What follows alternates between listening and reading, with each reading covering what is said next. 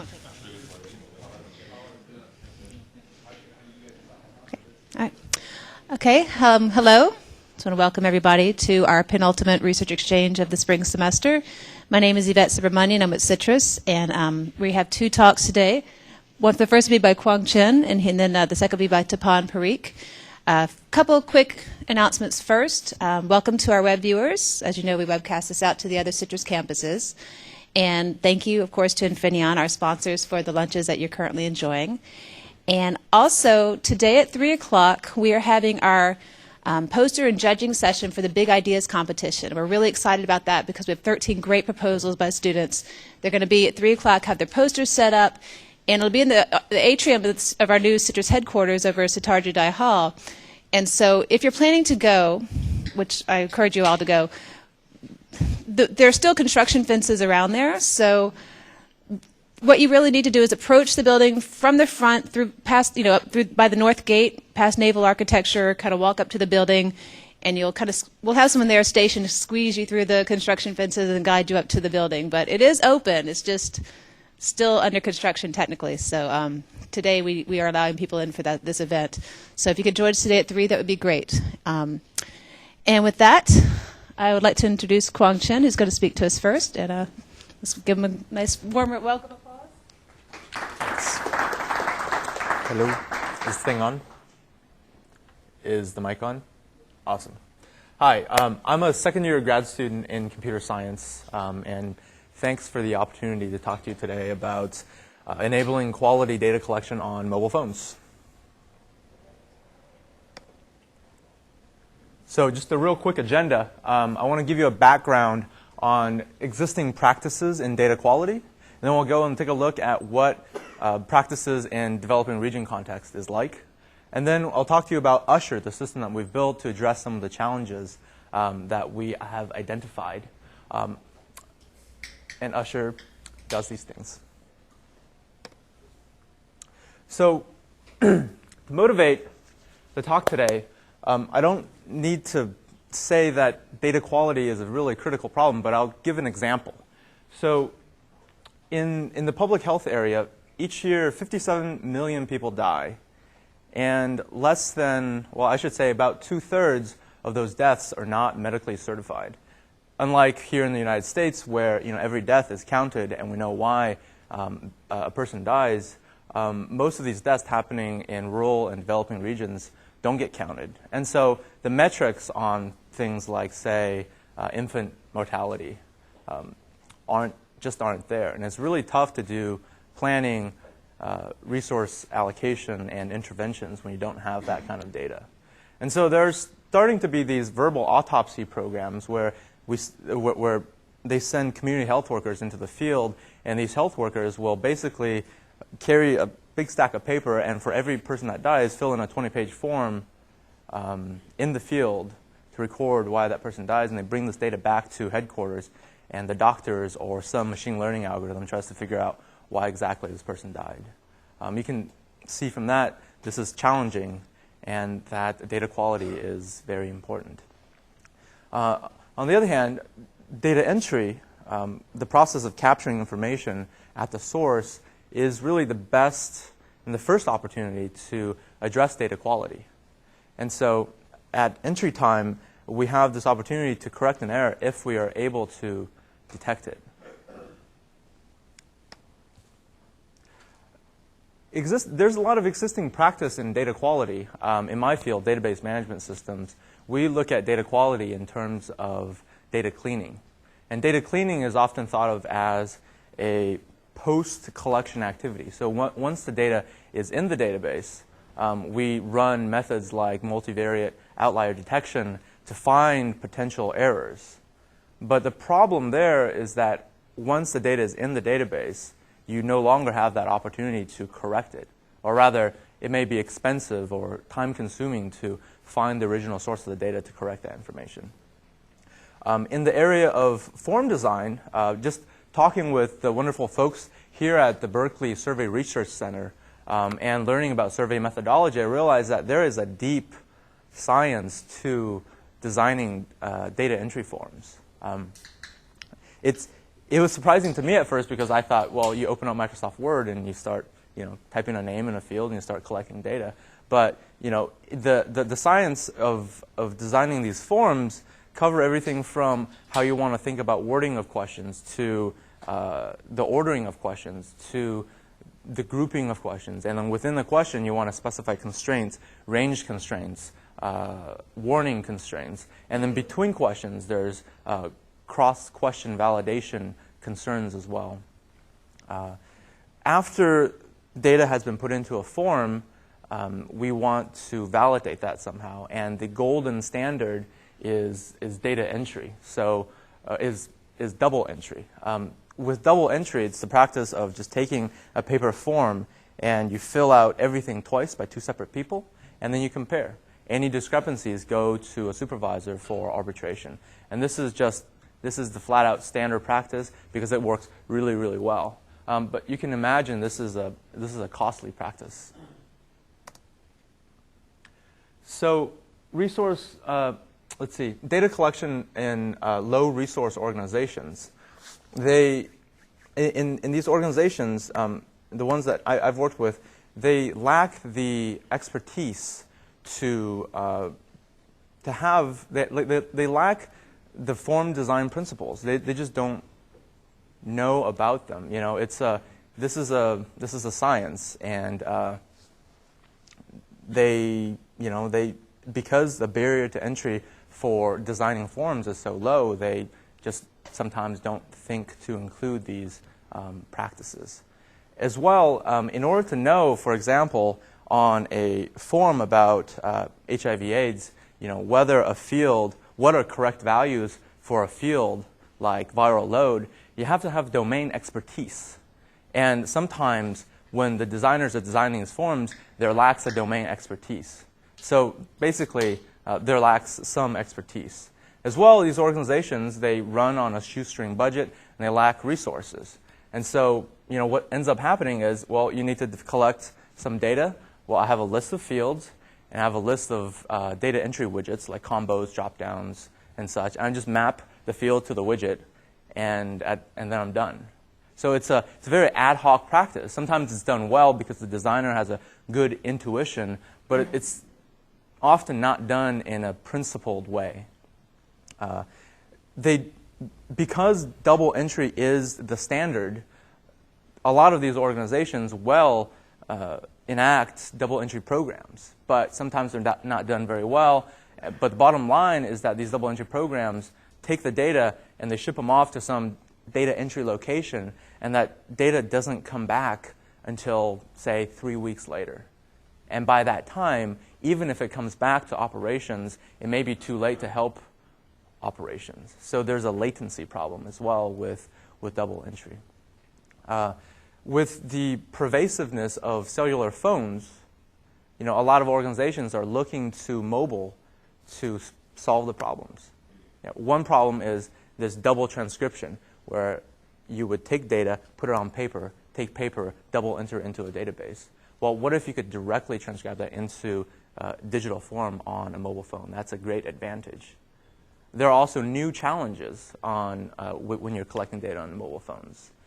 Namely, you can't do double entry if you're out there in the field directly transcribing the data into a digital form. Right? So some of the traditional practices are displaced.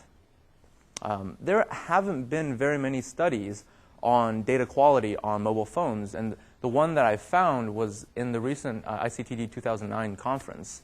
And their finding was basically that there's multiple ways to enter data on mobile phones. The one that we all think of, at least the one that I think of, is when I just punch information into the phone on like a custom form application.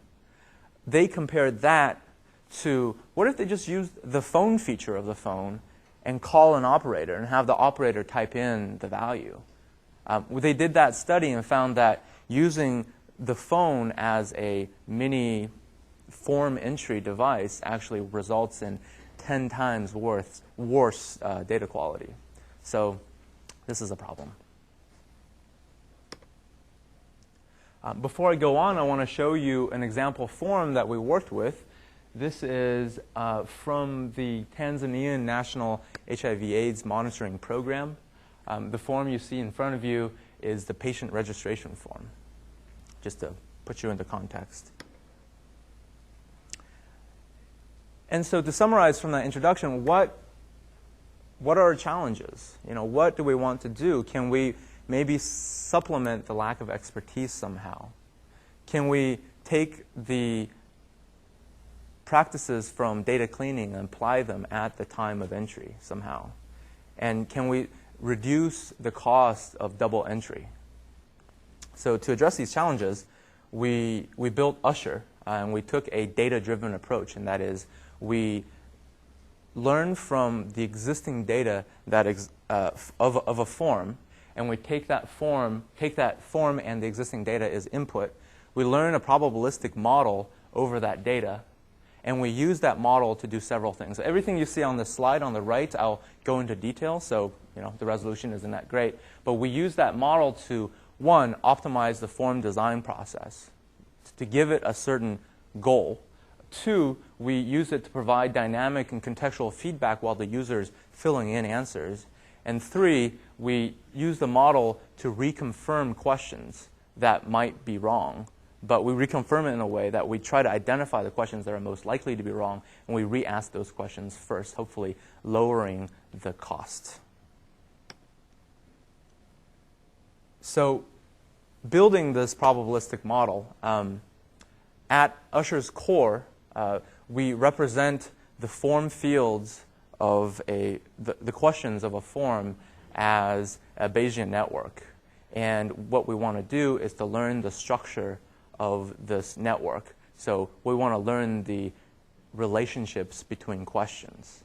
And the goal is that we want to give this model input values of questions I've already answered and have it give back output values of what's the confidence, what's the expectation, and what is the error, potential error in the input.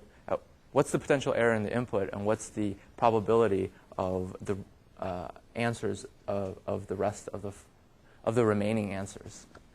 So what we do is we first let the designer specify his or her constraints, because the designer may have constraints like name and address should always go first. So we respect that. And we capture those types of constraints, question groupings.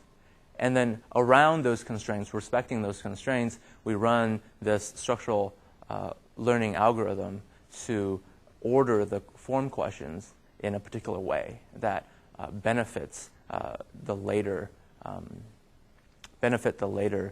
dynamic feedback phases. Let me take a brief detour to talk about our data sets.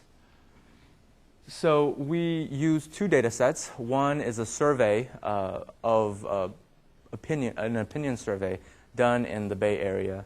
It has about 1,000 records and 15 questions. The other is a patient registration form, the one that you saw from Tanzania.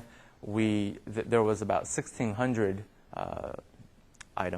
data items, and about 9 questions. So in order to prepare the data set for our evaluation, we removed any free text fields because it's difficult to learn from free text fields, and it's difficult to predict free text fields as well, like comments. We took any continuous values like age or basically we took numbers and we discretized them on fixed interval ranges, because the implementation of the model we have expects discrete values. And then we treated absent data. So the absent data is a big problem. We treat absent data as a separate value to be predicted, and we divided our data into a training set and a test set in the canonical way. So the outcome of the structural learning that we do on these two data sets, you can see here. For the patient data set, it was able to learn from the data that the region code is correlated with the district code. You can see that these are arrows with directionality, but ignore the directionality for a second. This is basically saying that region code and district code are related, and that's good to know for when we want to estimate the conditional probabilities of answers. You can see on the right, it captures a more of an intuitive idea of what we would expect questions in a survey to be related. For example, it was able to cluster together our opinions about spending on welfare, spending on urban problems, spending on the military, and spending on crime, saying that one opinion will affect the other. Interestingly, it correlates spending on military to your political party, and your political party to your political ideology, and so on. So you can see it does capture the intuitive relationships between these questions. So we continue to build our probabilistic model. Step 1, we captured the structure. Step 2, what we want to do is to fill this model with the baseline beliefs about what the distributions are. So let's say you have a question and it's gender, and we want to fill it with a baseline belief of what's the proportion of males to females. We just go to the training set and we'd learn, oh, maybe there's 60% females and 40% males. And we fill the probability table in this question with those numbers. Now, if we learn that the question is related to another question, like, for example, age, and age was discretized into ranges of, say, 0 to 10, 10 to 20, 20 to 30, then what we want to do is to count the proportion given 10 to 20, how many males or females are from ages 10 to 20. So we build up this, for every single variable and every single relationship, we build up this conditional probability table so that later we can use it. We can say, okay, I see you've said you're 45 years old and you're from this district. Given that fact, what's the likelihood are you female or male? We can sort of make that kind of prediction. So at this point, we've built our model, and what we can do is we can perform inference to get the distribution of unanswered questions given answered questions. Okay, so this is the system. We have the probabilistic model at the core. Form fields and prior data comes in to form the model. And then we've implemented a web interface. So anything that runs a web browser, including phones, can run this front end, which is just a simple form collection user interface. The UI captures values from the user. It passes up to the probabilistic model as observed values. The model will pass back confidence scores and error scores back into the UI, and the UI will use those scores for some purpose, which I'll cover next. So before entry, what do? We covered this a little bit, but I just want to go through it in a little bit more detail. We collect the designer's specifications or constraints about what questions has to go where, first of all. This is very important because you would expect some questions to be in a certain place. We would expect some questions to be grouped together. We collect those as invariants, and we respect those. And then anything else we run through this ordering algorithm to front load the amount of information that we capture. The intuition here is that if we are able to front load the information that we capture, front load the amount of information that we capture, then we have higher predictive ability for the rest of the questions. So the objective function that we use is based on entropy. And the idea is that a question, like the very top there, the referred from question, it's fairly uniform. It has a lot of different choices. The entropy in that question is high. So we choose that to be first. Okay? And then we'll take two related questions, district code and region code. We know that they're related, so we picked district code because it also has many choices and it has a fairly uniform distribution. But once having picked district code, we know a lot about region code. We can fairly confidently predict what the region code is going to be, so we put that last because the information gain is not as great. Now, if the designer expects region code and district code to be together, so of course we can put them together. But if there's that room, there's that flexibility, we allow this objective function to take over to maximize the amount of information we gain up front so that we can do these two things. We can more reliably predict the remaining fields, and also that predictive ability can be used to customize the user interaction.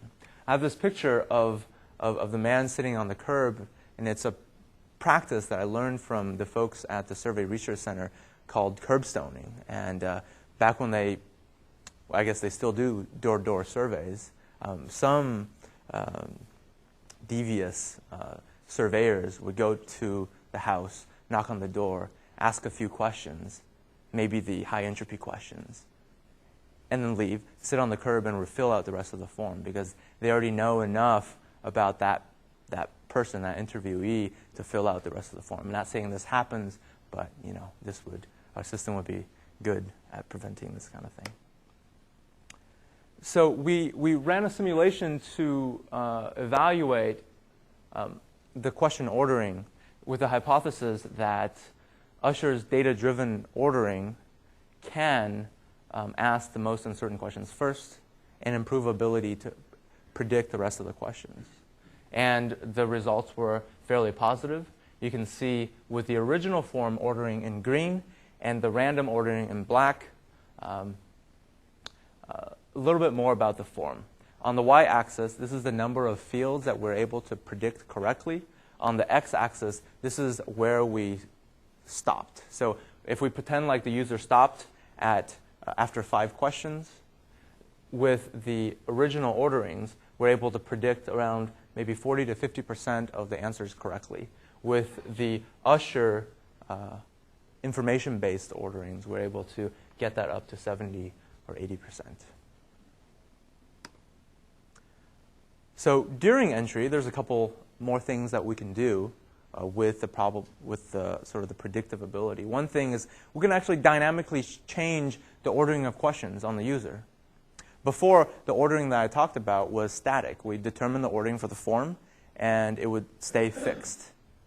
Now, this is an unpopular idea to dynamically shift the ordering of questions for the user, but there are certain contexts where this would be extremely useful. For example, if you have an extremely large form and it happens to be a sparse form being a form where each time you only fill out 4 or 5 of, say, 100 questions. Okay. Now, if you had a set of anchor questions that would anchor you in to a set of relevant questions, we can very quickly, with dynamic reordering, pull up those relevant questions for that user. The other thing that we can do is to give dynamic feedback to the user through the user interface. So the idea is that the user has entered in a few questions, and conditioning on those questions, we can do these things. We can use the probabilities to assess the quality of an answer that was given. So if you see the drop-down box, when the user selects the value, we can color the drop-down value as, say, red. Well, of course, we'll have to train the user as to what red means, but we can give them some sort of a feedback. The good thing about assessing is that it doesn't bias the user. It's a feedback that comes after selecting the choice of the question. A more forceful approach is to nudge the user towards expected values. And if you see this drop-down box here, or rather this type-ahead box, that auto-completes. Usually type-ahead boxes, when they auto-complete, they'll auto-complete alphabetically, or they'll show you alphabetical choices. But what if we just switch that up a little bit and say, well, we'll order those choices by the likelihood. Okay. So this changes a little bit of the physical metrics and the cognitive load for the user for them to find more common answers. Okay. Even more obvious way to try to guide the users toward more likely answers is to, well, guide or bias the users by directly showing them probabilities. This is controversial as well. This is obviously biasing them towards the norm, and maybe you'll miss anonymous answers. Our intent here is to show you the space of possibilities that you could, of how you could adjust the user interface given the predictive power of Usher. As a next step, we're engaged in going to the field, working with partners to actually validate how the set of feedback mechanisms, I guess the costs and benefits of this set of feedback mechanisms. Okay. So lastly, after entry, after the user has filled in all of the questions in a form, what we want to do is we want to select out, we want to rank order the questions based on how much error could there be in each question. And what we do is we augment the Bayesian network that we had before, where it was just a network of these f values, f representing being the random variable that represents each question, with several other variables and nodes to capture the error probability. I won't go into that in depth, but basically I'll say what we're able to do after we augment this model into what we call our error model, we're able to run inference and calculate the probability of R, which is error, given a bunch of D's, which is the observed value for other questions. Okay, so this allows us to re-ask questions, and let's see how we did. So Usher question re-asking, basically we thought, okay, we can re-ask questions, we can re-ask the more important questions more quickly, thereby reducing the cost. And what we did was we took our two data sets and we randomly injected errors into the responses. The graph that you're looking at here is looking at 5% errors. Okay, and then we asked, okay, how many questions do we have to re-ask and reconfirm in order to get to a point where we have perfect answers for all entries? The random ordering, which I would compare to double entry, says, well, if you re-ask all of the questions, eventually you'll get to 1. And that seems obvious. You have a linear gain in correctness. But with Usher, within asking the first 3 or 4 questions, you can see that we get up towards 80 to 90% accuracy. So that means 80 or 90% of the forms within 3 or 4 questions have all the errors fixed. This shows that we can reduce the cost of double entry.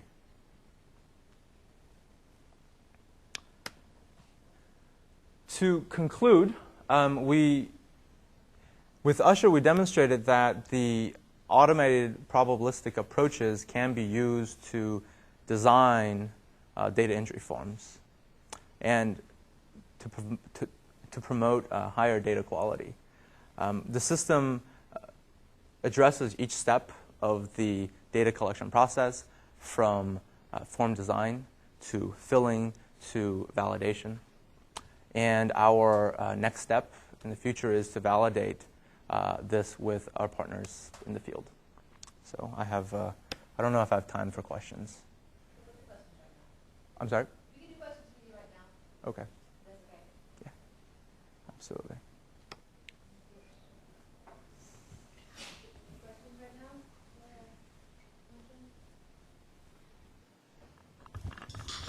All crystal clear. No questions about error rates or data centers?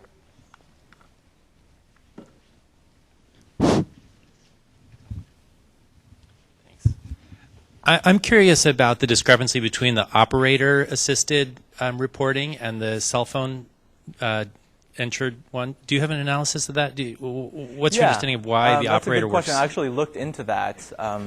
So in that paper, the discrepancy, in my opinion, they didn't explain it as such, but in my opinion, the discrepancy comes from the fact that when they did that experiment, they had the user call the operator and say, the answer is bananas. And the operator would say, okay, you said the answer is banana, is that right? And you would say, yes.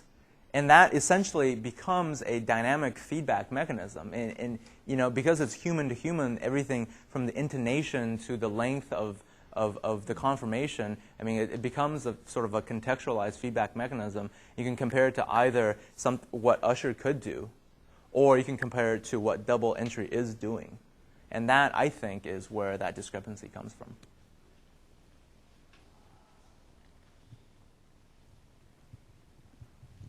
All right, you ready for a... Oh, we got a question here, and then we get you. It's only a comment, but in the bad old days that we had computer cards to input to computers, if it was a real serious code, we had to type it twice and then subtract one deck from the other deck, as you're doing here. Those days are long gone. Thank God. All right, so you ready? Okay, so so Tapan Parikh is going to talk about mobile phones in agriculture, some of the work that he's doing with people in California. So we'll switch over. We'll have a brief intermission. Don't leave your seats. Talk amongst yourselves.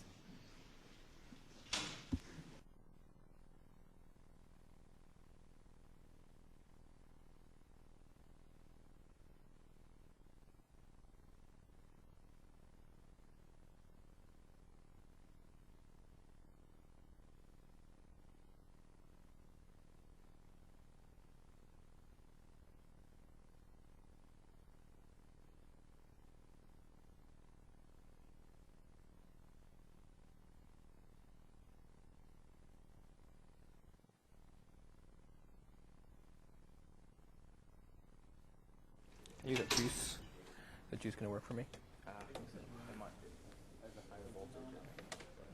It's not gonna fry anything, I suppose.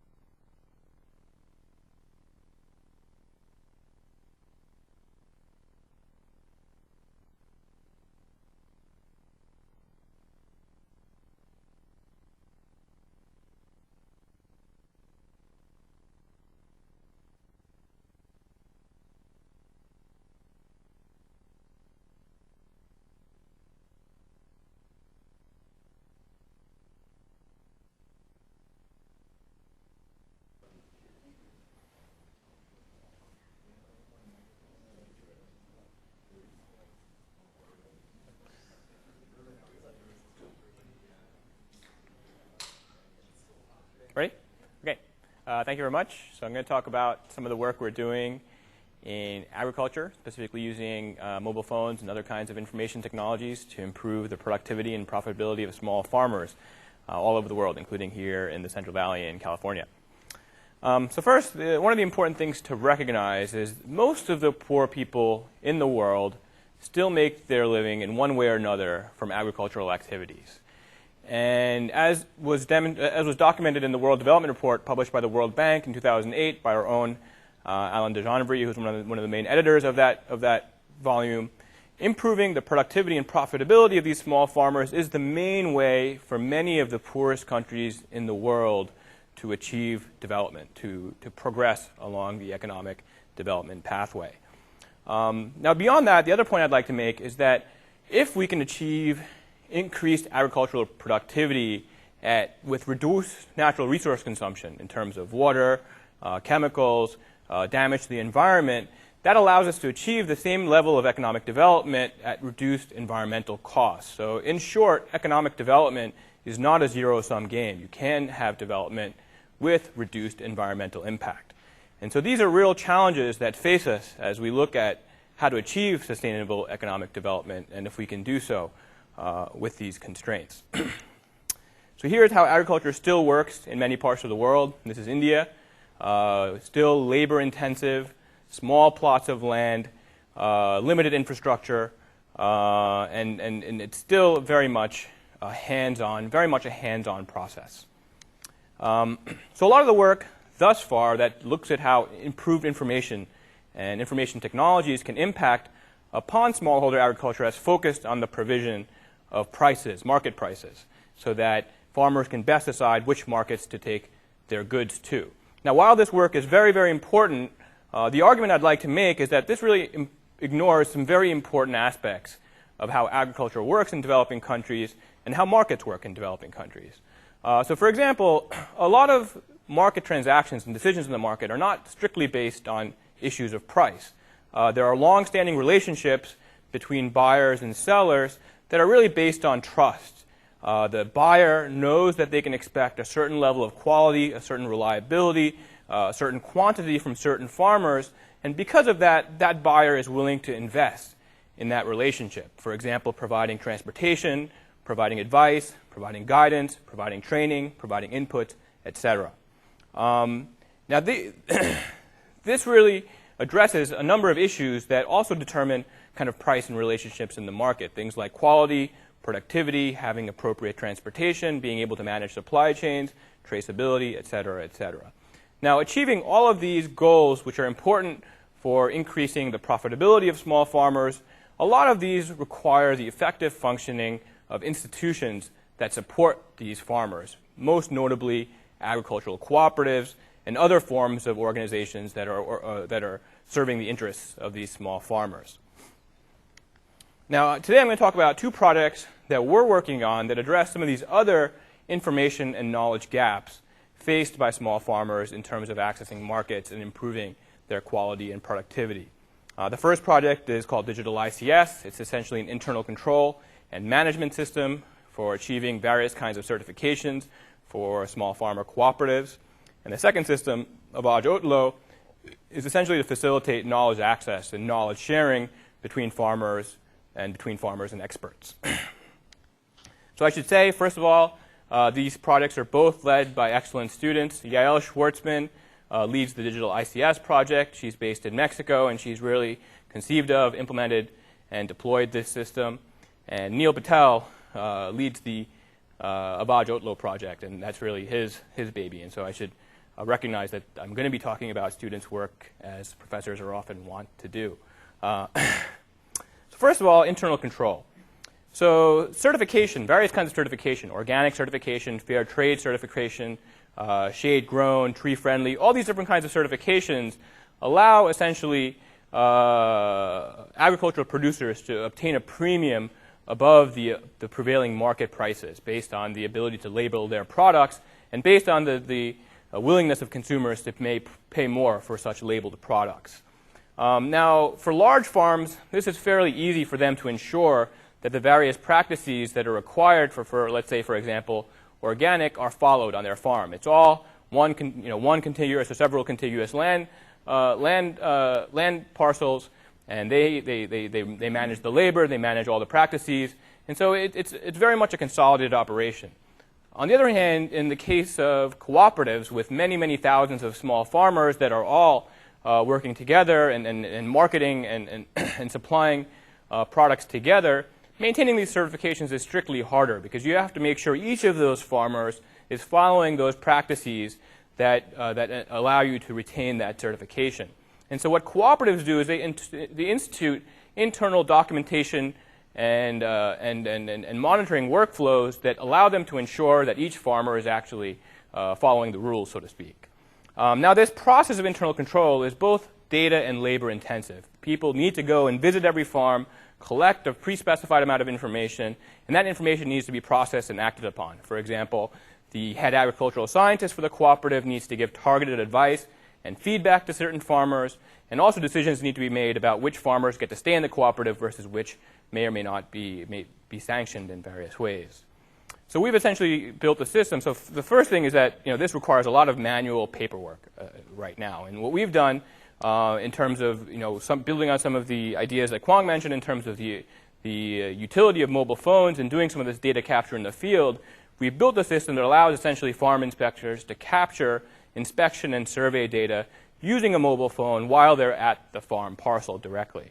So this includes things like the growing practices, the status of the parcel, the equipment, what substances are used in cultivation, et cetera, et cetera. And all of this data is captured via a mobile phone. And now we're not only capturing structured data, but we're also capturing images and audio. So for example, on this particular farm, there's some garbage on that farm, which is a violation of organic certification requirements. So that violation can be documented and can be acted upon appropriately. We also capture audio comments from the farmers themselves in terms of issues they're facing in the transition between conventional and organic farming, or new initiatives or new directions they'd like to see the cooperative take. So this really improves the bidirectional communication between the cooperative and its members. So the cooperative is essentially a member-based organization. The governance of that organization is highly dependent on the vesting of its members in its authority, and so the members really have to be convinced that the cooperative is doing the best it can for them. So having this kind of bidirectional communications ensures that the cooperative is responsive to the needs and the interests and the problems that are faced by the farmers that constitute its membership. So now, once this data is all collected, we aggregate it in a database that sits at the cooperative head office. And now this database can be reviewed by the management of the cooperative to decide what actions need to be taken. So for certain farmers, they might need specific advice and specific guidance, and they can target extension activities such that that advice and guidance is provided.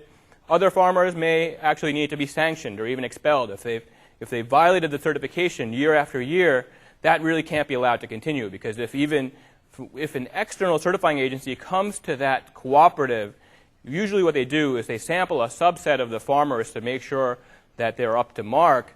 If even one of those is found to be in violation, the whole cooperative loses its certification and loses whatever premium it was earning because of organic or because of shade grown. So if that happened, it would be a huge blow to the cooperative. And so if it's found that a farmer is continually violating these requirements, you have to make sure that they rectify that. So finally, the system also automatically generates the reports that, like I said, is used for internal extension activities to decide what advice, what guidance individual farmers need. They also automatically generate reports for the various certifying agencies. So certification for organic is different for importing countries like Europe versus Japan versus the United States. Each has their own paperwork to fill out. Each has their own requirements. And so this system now automatically generates the different reports that are required for the different certifying agencies. So what's the impact of all of this? So what we've done is we've taken initially what was a very highly manual process that required paper forms for doing the inspection, paper forms for the evaluation, and reports that were generated using Excel or another kind of database application. And now we've automated, we've actually captured digital data directly in the field. That data is automatically transferred to a web application, and all of the reports are automatically generated. So there's a couple of improvements that this system has brought to the operations. First of all, in the initial system, none of the individual inspection reports were ever digitized. And so if the cooperative wanted to know the history of a particular producer, where how they've progressed from their initial stages to where they are now, that required going through files and files and aggregating all these reports and then making some sense of it. Now these producer-level reports can be automatically generated, and it's very easy to get a bird's eye view of how this farmer has progressed from year on year. The other thing is that this process actually is quite a bit more efficient than the initial system that required a lot of labor in both collecting data and processing it. So what we found is that we've deployed the system with about 900 farmers for about the last 6 months, and in comparison to a control group, we found that the automated system reduces the time in the field by approximately 38%, which is a significant improvement considering that most of the people's time goes in just walking from farm to farm. I mean, these are really remote, distant farms that require quite a bit of time to get to, so reducing that time by 38% was quite significant. Even more than that, the processing time, the time it takes to review all of these records and to make effective decisions, has been reduced by almost 70%. And if you take these two labor savings, which are currently, you require fairly skilled people to do both of these tasks who are essentially paid on either an hourly or daily basis. Now, if you reduce these labor costs, it saves the cooperative approximately $10,000 per year, and that's approximately half of the inspection costs, yearly inspection costs. So the overall inspection costs are around $20,000. Now we've got that down to $10,000. Now, more than that, as I said, we have per farmer records that can be used to track the progress of a farmer throughout a year. And the feedback from the farmers, the kind of comments and questions and issues that they raise through the audio feedback mechanism, can be used to better target the cooperative's activities, both in terms of its usage of its resources and in terms of the extension activities that it's conducting. So based on these results, the first partner we've had has actually signed a contract to adopt this system and to pay. So my student Yael has started a small startup company down in Mexico City, and SEPCO, our partner in this project, has essentially signed a service contract to pay her a yearly fee to essentially maintain and support this software. And we've got lots of interest from other cooperatives who'd also want to use this system. Now, another thing we want to do is that this cooperative now, it's a coffee cooperative located in Mexico. This cooperative probably has the best data about its producers and the production process of probably any cooperative in Latin America and maybe the world. And so having this better data, does that impact its ability to earn a premium on its products? So for example, are there institutional or individual buyers of coffee who would look at this data and because they have greater assurances, better ability to communicate with the farmers, would they be willing to pay more for that coffee because of those facilities? That's a question we don't know the answer to. We're not sure whether or not that's the case. But a hypothetical example is you could be at Cold Coffee down in Rockridge, and you could be having your cup of coffee that comes from Mexico, and you can, send a voice message to the farmer saying, "Hey, Jose, man, this coffee is awesome. I love this coffee, and I just have never had coffee like this before." And Jose could be, kicking it down in Oaxaca and be like, "Damn, man, Tap likes my coffee. My hard work, all that work I put out into that farm, that work is paid off." And that might sound kind of funny, but it's actually something we've observed firsthand when we talk to farmers. I mean, they really put a lot of work into their coffee. Quality is very important to them, and they'd like to be able to get some feedback that hard work and that effort they put in, an investment they put into that quality is actually appreciated by people who are consuming that coffee. And even more than that, if we're willing to kick in an extra nickel or a dollar to pay for that, that'd be even better for them. So it's interesting how we think about fair trade. Fair trade gives us transparency. We know how much the farmer is paid. We know what benefits they're getting from us buying this coffee. But the other direction, actually, there is no transparency. The farmer knows nothing about, as a fair trade consumer, what I feel from consuming that coffee, how much I enjoy the quality or the feeling that I get. And so we're really trying to build bi-directional transparency in coffee markets by creating communications in both directions. So that's that story. I mean, we're looking at a number of research questions around this project that are motivated by this project, looking at how, including issues related to data quality, but more generally how we develop usable forms on mobile phones that improve efficiency and accuracy, how we manage all of this qualitative feedback and how it can be analyzed, processed, and acted upon. The third question is actually quite important. Now, in terms of this software, we've been able to make it locally successful in this particular context. And as I said, there's a lot of demand from other cooperatives who'd want to use the same piece of software. On the other hand, we don't have the same kind of training and support network that a company like, for example, Microsoft would have to support its software in all odd corners of the world. So the hypothesis or the idea that we have is if we have this software essentially as an open source piece of software, would it be possible to build a distributed service network to essentially support this piece of software? And what are the kinds of incentives that are required to build such a network? And finally, we're looking at a set of empirical questions about how such software and how such systems impact the cooperative, impact farmers, and how that data could make a difference in terms of the performance of this kind of coffee in markets. So that's a summary of that first project. So the second question I'd like to get into is a different question. It's the question that farmers have. So farmers have lots of different questions that come up when they're doing their work. So they might have a specific kind of disease or a pest that's inflicted their farm. How do they treat that? How much and what fertilizer to use? How much and what kinds of chemicals to use? So the traditional way this has been addressed is through what's called agricultural extension. And so that means either governments or universities or nonprofit organizations send people to the field to advise farmers on what the best thing to do is. So this is really usually pretty expensive. It's not on demand. You don't have that person there when you have the question. It's not always you get the right expert at the farm at the right time. The person who knows the answer to your question might not be the person that comes. For example, you're having a problem with your chickens. They're all getting swine flu or whatever, and they're coughing and sneezing. And you got the spinach expert on your farm. That spinach expert's not going to help you. And so that spinach expert will come by and say, "Oh, you got a problem with chickens. Let me call the chicken guy." And a month and a half, the chicken guy comes, and the chickens are all dead. And that's the time you have the spinach problem. And so, so in general, these kinds of approaches are both expensive, and they're not on demand, and they're not likely to address the questions that farmers have when they have them.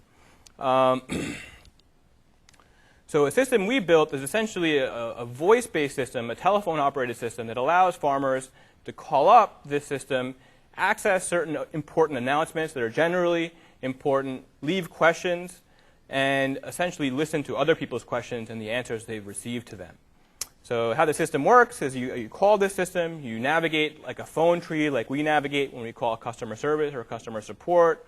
We record a question. Other experts farmers can call the same interface and they get a list of questions for which they might have answers. You can provide answers to this system. Now if I've left a question and I call back, I'll get a list of answers that people have left for my question. So this is essentially a way of building something like a mailing list or discussion forum using voice as the medium. So how can we bootstrap the same kind of knowledge sharing, experience sharing, question and answer processes that we do on the internet using voice and phones as the medium? Now the other thing that's done is that the most popular questions, the questions that most people have, and the answers that they found most useful based on their feedback, those are then packaged and rebroadcast on the radio so that more people can benefit from them. So you get this way of making the radio information continually updated, continually refreshed, and based on the needs that people have and the advice and guidance that they found useful. So here's an example of a farmer calling the system, an expert possibly providing an answer. Maybe another farmer could also provide an answer. And finally, you take the most important and useful questions and answers, and you make it into a radio show that people can listen to when they have time. So we've deployed the system, again, since January. We've only given access to 50 farmers, each of them in a separate village. This is in India, in Gujarat. And we found that only with these 50 users, and that's basically because of the scalability of the system. We haven't put the amount of servers and infrastructure behind it to support more users. But even with just 50 phone numbers that are given access, we're getting about 3,500 calls per month into the system with questions and answers. And so that's more than 2 calls per phone number per day. So it's clearly being used, and what we're seeing more of is that if one person has access to the phone and is calling the system, the other people in the village are like, hey, listen, man, you've got access to that Avad Otlo system. I want in. I got this question that no one knows the answer to. Can you record my question for me? And so that's how they get into the system, even if they're not directly subscribed. And the other thing we found is that, now that the system is out there, and now that more people have the ability to provide answers, not only so-called quote-unquote experts, many more people are providing answers. So now in the new system, previously where only experts from the NGO or for the university were providing these answers, now 3 times as many answers are being provided by other farmers as the quote-unquote experts. And so the role of the experts really changes in the system from being one of being the bottleneck of information to really being a moderator or doing quality control on the kind of quality of the answers people are receiving, and which makes their time more effectively spent. So we were actually adapting the system, as Yvette said. Now we're adapting the system for use in the Central Valley in California for essentially the same kind of information access, but in this case by ethnic minority farmers. So farmers from the Hmong communities, from the Chinese communities, from the Spanish communities, so that if they have information, the extension services here, they're not really able to access because all of the information is in English and all of the expertise is in English. So now they're able to pose questions in their own language, have them translated by bilingual people, and essentially have answers go through the same pathway. And that system has not yet been deployed, but is currently in the design stage. So we're looking at a number of research questions in this domain. First of all, if you have this kind of information, if you're doing things like search, navigation of content hierarchies with users with limited education, limited literacy, how do you make the user interface best correspond to people's existing mental models and the way they think about their problems and the way they think about the things that they'd like to know about?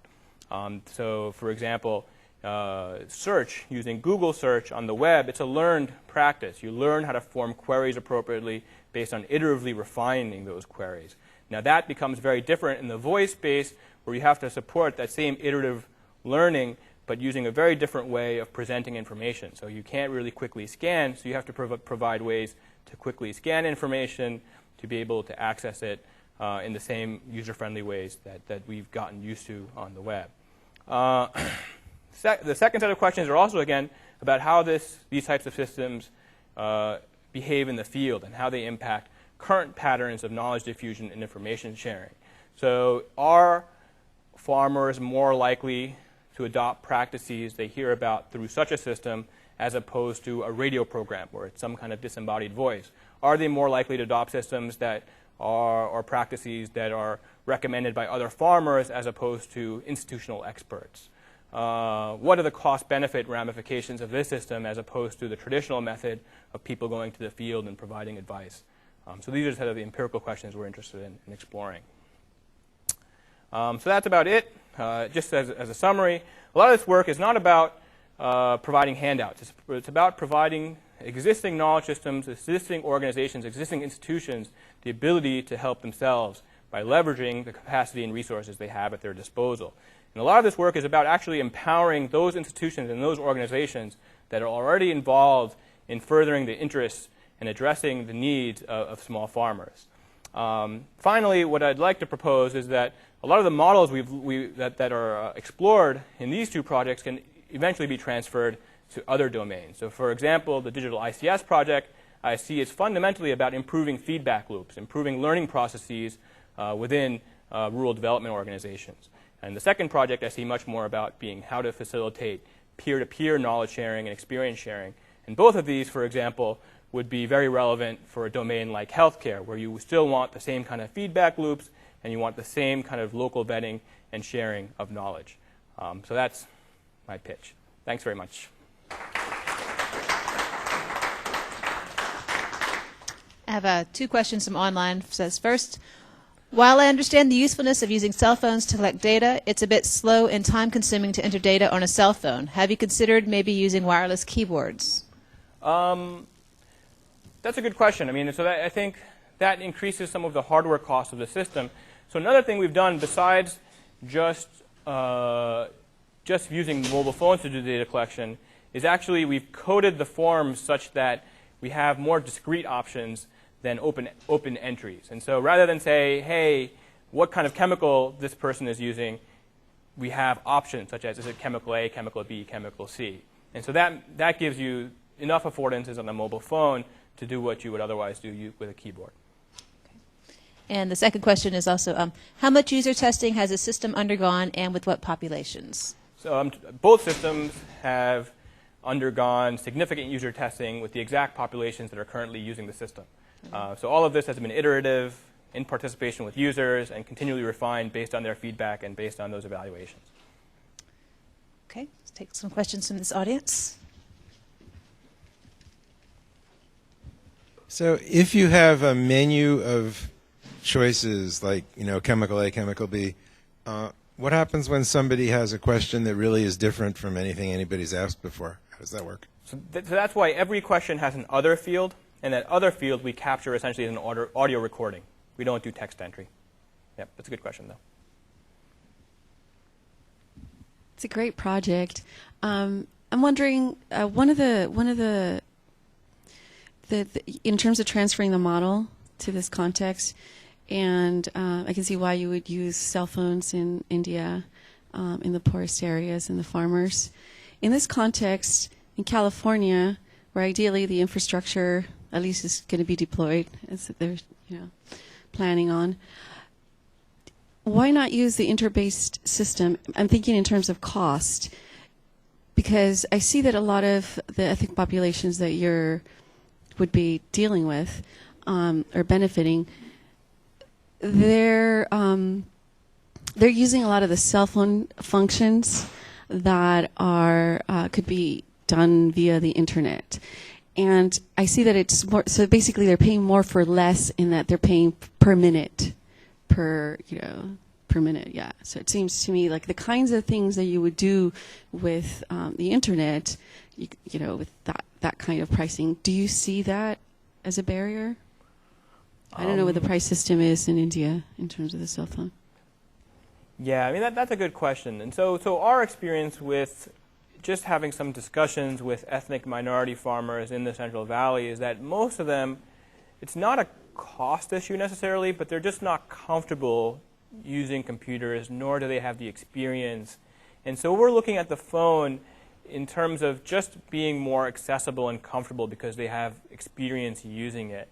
Now, the cost issues, I think broadband internet costs similar to what I pay for my phone line at home. I'm not sure what the underlying infrastructural costs are of those two systems, but I don't see a huge advantage in terms of cost of using the internet as opposed to using voice, especially if it's not something you use daily or I mean, for significant hours every day. The kind of benefit we're seeing of this is not necessarily a comparison between internet and voice. I think both could be effective carriers for the kinds of content and information we're talking about given proper access devices and given proper infrastructure. So we're pretty agnostic with regards to those alternatives. But I think essentially disintermediating and making some of these services asynchronous allows us to more effectively use the resources of the experts. And I think our argument is that this approach is cheaper than how the expertise is getting out, whether or not you use voice or the internet, than the current ways that are kind of physical transport intensive.